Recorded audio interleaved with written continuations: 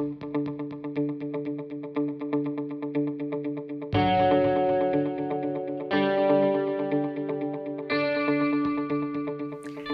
friends. Thank you for tuning in with me. Today I have a book to read to you named A Chair for My Mother, written and illustrated by Vera B. Williams.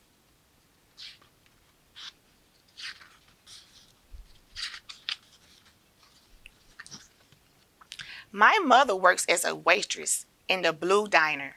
After school, sometimes I meet her there. Then her boss, Josephine, gives me a job to do. I wash the salts and peppers and fill the ketchups. One time I peel all the onions for the onion soup. When I finish, Josephine says, "Good work, honey," and pays me. Every time I put half of my money into the jar. It takes a long time to fill a jar this big. Every day when my mother comes home from work, I take down the jar.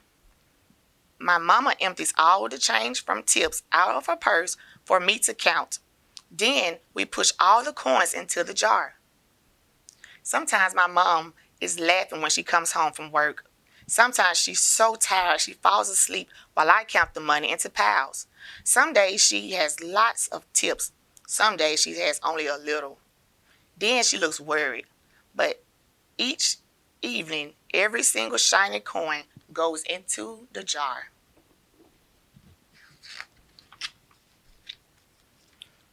We sit in the kitchen to count the tips. Usually, Grandma sits with us too. While we count, she likes to hum.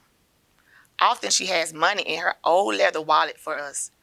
Whether she gets a good bargain on tomatoes or bananas or something she buys, she puts by the savings and they go into the jar.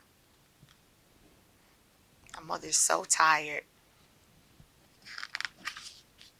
When we can't get a single other coin into the jar, we are going to take all the money and go buy a chair. Yes, a chair. A wonderful, beautiful, fat, soft armchair. We will get one covered in velvet with roses all over it. We are going to get the best chair in the whole wide world.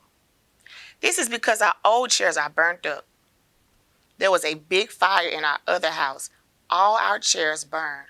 So did our sofa, and so did everything else. And that wasn't a long time ago. My mother and I were coming home from buying new shoes. I had new sandals. She had new pumps. We were walking to our house from the bus. We were looking at everyone's tulips. She was saying she liked red tulips. I was saying I liked yellow ones. Then we came to our block.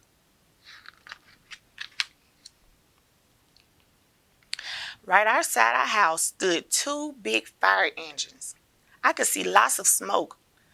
Tall orange flames came out the roof. All the neighbors stood in a bunch across the street. Mama grabbed my hand and we ran. My Uncle Sandy saw us and ran to us. Mama yelled, "Where's Mother?" I yelled, "Where's my grandma?"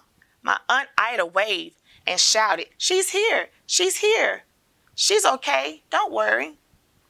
Grandma was all right. Our cat was safe too, though it took a while to find her, but everything else in our whole house was spoiled.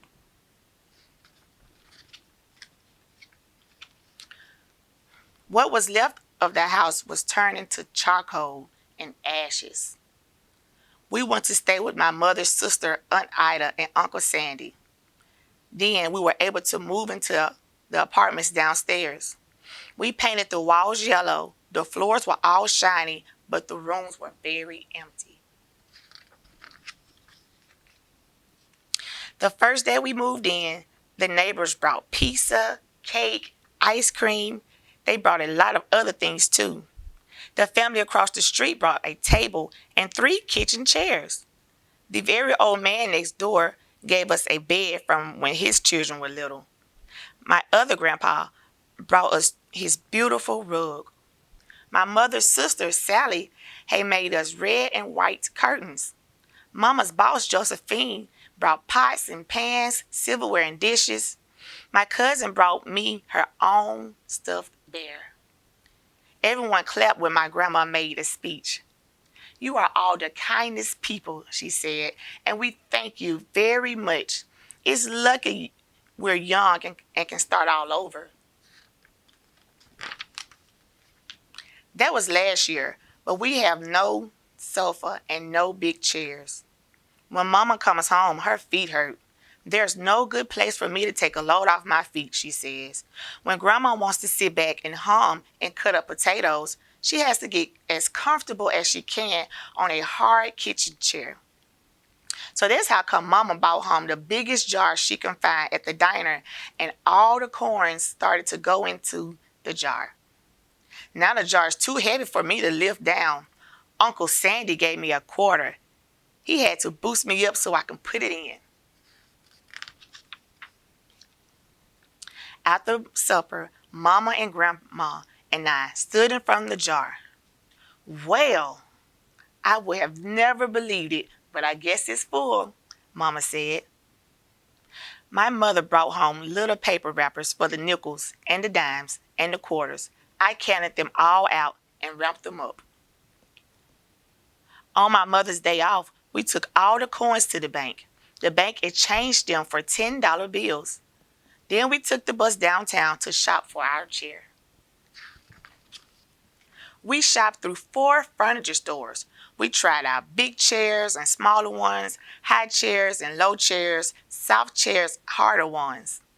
Grandma said she felt like Goldilocks and the 3 bears trying out all of those chairs. Finally, we found the chair we were all dreaming of, and the money in the jar was enough to pay for it. We called Aunt Ida and Uncle Sandy. They came right down in their pickup truck to drive the chair home for us. They knew we couldn't wait for it to be delivered. I tried out the chair in the back of the truck. Mama wouldn't let me sit there while we drove, but they let me sit in it while they carried it up to the door. Look at her riding it in that chair, sitting there.